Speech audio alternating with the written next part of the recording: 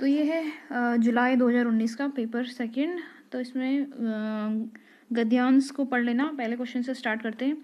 मूल्यांकन के बारे में सत्य नहीं है, इसका निश्चित ढांचा होता है, उत्तर पहले से निर्धारित नहीं होते, यह एक सीखने की एक विधि है, यह रटंत का अंत करता है। तो इसमें साफ साफ दिया हुआ है कि मूल्यांकन को हमें क्या करना चाहिए, समयानुसार चेंज करना चाहिए, यानी इसका कोई निश्चित ढांचा नहीं होता। यानी कौन सा हो जाएगा, पहला। समाज की दृष्टि से कौन सा पद से भिन्न है?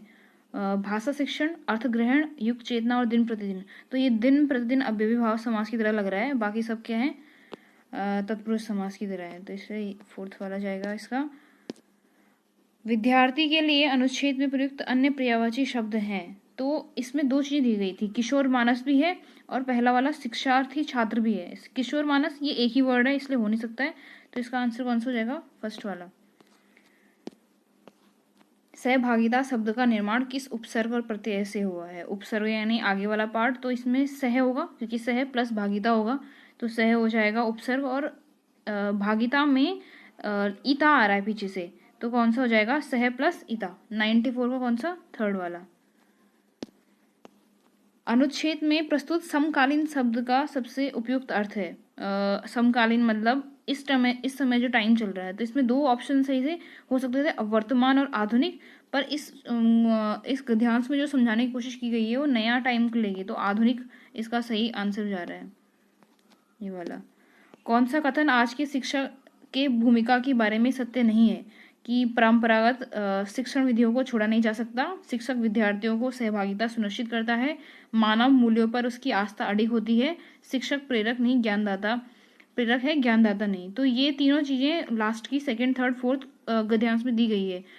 और उसको ये भी कहा गया है कि उसको शिक्षण विधियों को नया नया प्रयोग लाना चाहिए, ताकि बच्चों को क्या है, समझ में आए। तो इसका आंसर कौन सा हो जाएगा, फर्स्ट वाला। ठीक है, नेक्स्ट देखिए। शिक्षक के किस प्रकार की बाधाओं को दूर करने की अपेक्षा की गई है? शिक्षक की, तो शिक्षक में क्या बाधाएं, पाठ प्रस्तुति से संबंधित, पाठ के भीतर से उभरने वाली, पाठ्यक्रम से जुड़ी हुई, पाठ पढ़ाते हुए आने वाली। तो कौन सी थी, फोर्थ वाला, पाठ पढ़ाते हुए आने वाली की बात हो गई थी। आप लोगों को अगर कोई चीज़ समझ में नहीं आए, एक्सप्लेनेशन चाहिए होगा, तो उसको नीचे कमेंट करें, मैं उसमें आंसर दे दूंगी। आधुनिक कविता में महत्वपूर्ण है, सबसे ज्यादा महत्वपूर्ण क्या है, तो ये गद्यांश में दिया गया था कि किस लय और प्रभाव से कही जाती है, वो इंपॉर्टेंट है, यानी कौन सा हो जाएगा, थर्ड वाला। कहानी के द्वारा लेखन विद्यार्थियों में कल्पनाशील और अभिव्यक्ति की कुशलता बढ़ाने के लिए महत्वपूर्ण गतिविधि हो सकती है। क्या हो सकती है? कहानी का विधा परिवर्तन, निहित कक्षा सूत्रों का पल्लवन, मौखिक सुनाने का अभ्याय या कहानी का वाचन। तो इसका जो सही लग रहा है, क्योंकि कहा गया है कि हमें नई नई विधियों से हमें यूज़ करना चाहिए, तो इसका आंसर जो हो जाएगा निहित कथा सूत्रों का पल्लवन, यानी सेकंड वाला।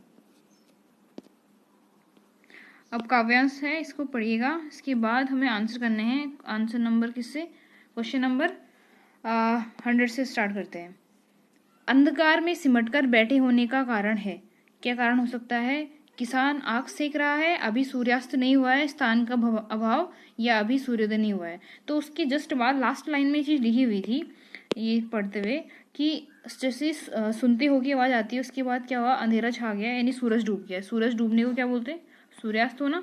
तो इसका आंसर क्या हो जाएगा, कि अभी सूर्यास्त नहीं हुआ है उस टाइम पे।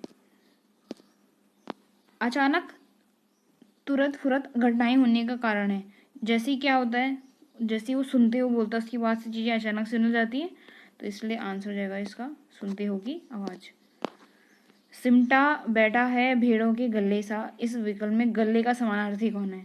तो जो सही लग रहा है, पहले वाला तो हो नहीं सकता है, माल गोदाम नहीं हो सकता है, लास्ट वाला देखिए, समूह भीड़ दर्शक झुंड, ये क्या हो गया, अलग अलग तरह के हो गया, थोड़ा सा मीनिंग चेंज आ गया। केवल जो सेकंड वाला है उसका आंसर सही बैठ रहा है, यानी सेकंड वाला हो जाएगा। 103वां क्वेश्चन है, कविता में दो समानार्थी शब्द हैं, अंधकार और अंधेरा, दोनों में कौन सा कथन सत्य है? तो ये चीज होती है कि जिसमें भी चंद्रबिंदु की मात्रा आती है, वो शब्द हमेशा क्या कहलाता है, तद्भव कहलाता है। तो जो सेकंड वाला है वो तद्भव है, और पहले वाला क्या होगा, तत्सम। तो इनमें से क्या हो जाएगा, दूसरा तद्भव है, ये वाला आंसर, यानी थर्ड वाला।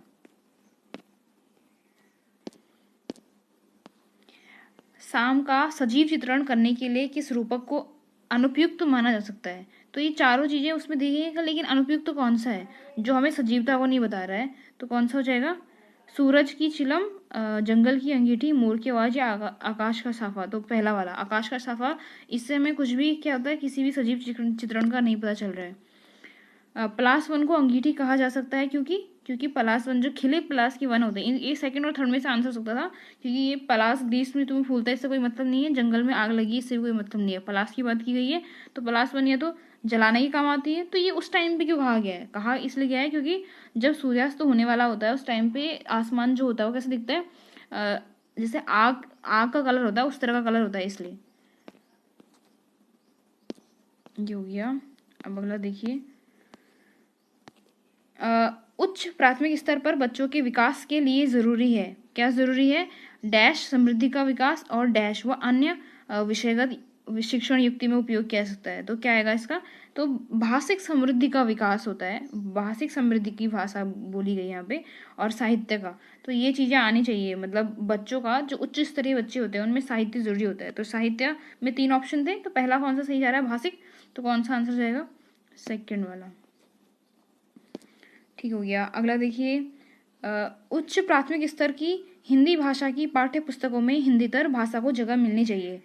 इस कथन का औचित्य नहीं है, यानी कौन सा कथन सही नहीं है? हिंदीतर भाषा के साहित्य से परिचित कराना, हिंदीतर भाषाओं की रचना शैलियों से परिचित कराना, हिंदीतर भाषाओं के माध्यम में संवेदनाओं को विस्तार देना, हिंदीतर भाषाओं में आक्रोश को शांत करना। तो आक्रोश को शांत करना सही है, क्योंकि इसका क्या मतलब है? भाषा सिखाने से आक्रोश, कोई आक्रोश थोड़ा ना है। विद्यार्थियों की 108वां है, विद्यार्थियों की पढ़ने में रुचि जगाने और भाषा ज्ञान में वृद्धि के लिए पाठ्य पुस्तक की अतिरिक्त डैश पाठ्य चर्चा सहगामी क्रियाओं का आधिकारिक आयोजन किया जाना चाहिए, समाचार पत्र पोस्टर का निर्माण करवाया जाना चाहिए, पठन सामग्री विकसित की जा सकती है, या शैक्षिक भ्रमण का आधारित आयोजन किया जाना चाहिए। तो सही हो रहा है ये फर्स्ट वाला, कि उनमें अलग अलग टाइप की क्या होती है, क्रिया, जिनको एक्स्ट्रा करिकुलर एक्टिविटी कहते हैं, वो करवानी चाहिए भाषा से रिलेटेड।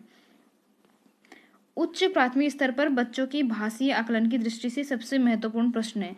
तो हमेशा भाषा से रिलेटेड वो क्वेश्चन होता है जिसमें बच्चा अपने शब्दों में जितना ज़्यादा से ज़्यादा क्या कर सके, बखान कर सके किसी भी चीज़ का। तो वो हो रहा है थर्ड वाला, जब उसको क्या कहा गया है कि अपने शब्द चित्र में उसको समझाओ। भाषा अर्जित करने के संदर्भ में सबसे सर्वाधिक महत्वपूर्ण होता है, तो ऑब्वियसली हमेशा इन्वायरमेंट, तुम्हारा आसपास का एटमोसफियर होता है। तो इसका पहला वाला समृद्ध भाषा प्रवेश। बहुभाषिक कक्षा में बच्चों की भाषाओं को स्थान देने के लिए आवश्यक है, क्या आवश्यक है? कि शिक्षक बच्चों की उनकी भाषा में व्यवहार करने के लिए कहे, शिक्षक बच्चों की मातृभाषा प्रयोग को स्वीकार करे, शिक्षक बच्चों की मातृभाषाओं में गीत कविता सुने, शिक्षक बच्चों की भाषाओं का ही प्रयोग करे। तो क्या करना चाहिए? उसको स्वीकार करना चाहिए, मतलब एक्सेप्ट करना चाहिए बच्चे, क्योंकि अलग अलग बच्चा, हर किसी बच्चे का अलग अलग बैकग्राउंड होता है, तो उसके हिसाब से स्वीकार करने वाला आंसर जो है सही होना चाहिए। अगला देखिए, 8वीं कक्षा में पढ़ने वाली रुबीना लिखने में बेहद कठिनाई का अनुभव करती है, यानी लिखने में परेशानी होती है। अगर पढ़ने में होती तो उसको क्या बोलते हैं? लिखने वाले को कहा जाता है डिसलेक्सिया, तो ये तो होगा नहीं, डिस्ग्राफिया बोलते हैं। डिसकैलकुलिया मैथ्स की प्रॉब्लम, फॉर्मूलों को याद करने में परेशानी होती है। भाषा का यानी बोलने में परेशानी होती है, जिसको पढ़ना वढ़ना नहीं आता। तो इसका लिखने वाले का क्या आना चाहिए? डिसग्राफिया। तो हम लोगों ने कहा पढ़ने वाला डिसलेक्सिया होता है, जो पहला ऑप्शन है। डिसग्राफिया होता है लिखने वाला। इसमें जो नीचे 113वां क्वेश्चन है, हिंदी भाषा के विविध रूपों में परिचित कराने के लिए सर्वाधिक सहायक है। तो उसके हिसाब से सर्वाधिक जो सहायक हो रहा है वो हो रहा है हिंदी भाषा का साहित्य व अन्य मुद्रित सामग्री, यानी कौन सा वाला? फर्स्ट वाला, ये वाला। भाषा सीखने और भाषा अर्जित करने में अंतर का आधार नहीं है। तो भाषा अर्जित करना और भाषा को क्या अंतर, कौन सा सही नहीं हो रहा है? तो होता ये है कि सीखना जो होता है वो जिसको हम लोग सीखते हैं, मतलब उसके लिए हमें क्या करना पड़ता है? पहले लैंग्वेज सीखनी पड़ती है, जैसे जो हम स्कूल में सीखते हैं, जैसे हम लोग आजकल बच्चों को इंग्लिश सिखाई जाती है उस तरह से। और अर्जित करने का मतलब जिसको हम स्वाभाविक रूप से अपने आप करते हैं। तो उसमें जैसे हम लोग, बच्चा थोड़ा थोड़ा बड़ा होता है, पैदा होने के बाद धीरे धीरे अपने आप बोलना सीखने लग जाता है, तो उसको तो अर्जित करना बोलते हैं। लेकिन जब वो स्कूल में जाके जैसे किसी दूसरी लैंग्वेज को सीख रहा है तो उसको बोलते हैं सीखना। दोनों में डिफरेंस होता है व्याकरण का, कि उसमें व्याकरण की जरूरत नहीं पड़ती। तो इसका हो जाएगा कौन? स्त्री। 115वां है, स्त्री का सौंदर्य का प्रतिमान बना दिया जाना ही उसका बंधन बन जाता है। इस विषय पर कक्षा में चर्चा कीजिए। भाषा की पाठ्य पुस्तक में इस वो प्रश्न को स्थान देने की क्या औचित्य थी। तो इसमें क्या कहा जा रहा है, बात स्त्री की जा रही है, लेकिन भाषा कौन सी है, हिंदी है। तो यानी कौन सा हो जाएगा, मतलब सॉरी हिंदी नहीं है ये, क्वेश्चन हिंदी में है, लेकिन जिस भी भाषा में ये चीज़ दी हुई होगी हमें उसमें भाषा का ज्ञान तो हो ही रहा होगा। तो इसलिए इसका आंसर कौन सा वाला हो जाएगा, ये वाला, थर्ड वाला। ठीक है। पाठ में ठिठियाकर हंसने लगी जैसे वाक्य आया है, ठिठियाना शब्द में आना प्रत्यय आ रहा है पीछे से, देखिए ठिठियाना में। तो इसका अगर तुम्हें प्रयोग करने के लिए कुछ 4 शब्द, सार्थक शब्द लिखिए जिसमें सेम प्रत्यय आ रहा हो। तो ये क्या बता रहा है, तो ये हम लोग क्या सीख रहे हैं, बाहर इन्वायरमेंट से हम लोग 4 नए शब्द लेके आएंगे। तो यानी संदर्भ में व्याकरण बोलते हैं इसको, क्या कहते हैं, संदर्भ में व्याकरण, ये वाला। अगला देखिए, यहाँ चला गया ये। उच्च प्राथमिक स्तर पर 117वां, उच्च प्राथमिक स्तर पर परिचित कराने की प्रक्रिया पर बल दिया जाता है। तो किस पे बल दिया जाता है, एक क्लास में, बड़े क्लास में आने के बाद हम लोग क्या करते हैं, साहित्य सीखना स्टार्ट करते हैं, यानी इसको बोलेंगे साहित्यिक विधाओं से, ये वाला ऑप्शन थर्ड वाला। नेक्स्ट है 118, उच्च प्राथमिक स्तर पर व्याकरण सिखाने की किस विधि को सबसे महत्वपूर्ण माना गया है। तो सबसे महत्वपूर्ण सारी विधियों में से एक ही होता है जिसको बोलते हैं आगमन, आगमन विधि को सबसे इंपॉर्टेंट माना जाता है। 119 क्वेश्चन है, उच्च प्राथमिक स्तर पर भाषा शिक्षण का उद्देश्य नहीं है, क्या नहीं है इनमें से। तो क्या नहीं होता है कि परिभाषा जो होती है वो रटने की जरूरत हमें नहीं पड़ती है। तो ये हो जाएगा भाषा के व्याकरण बिंदुओं की परिभाषाओं को जानना, यानी ये वाला। लास्ट क्वेश्चन है, भाषा की नियमबद्ध प्रकृति को पहचानना और उसका विश्लेषण करना। ये उद्देश्य है उच्च प्राथमिक स्तर का, लेकिन अकेला उद्देश्य नहीं है। तो उद्देश्य इसमें 3 है, एकमात्र उद्देश्य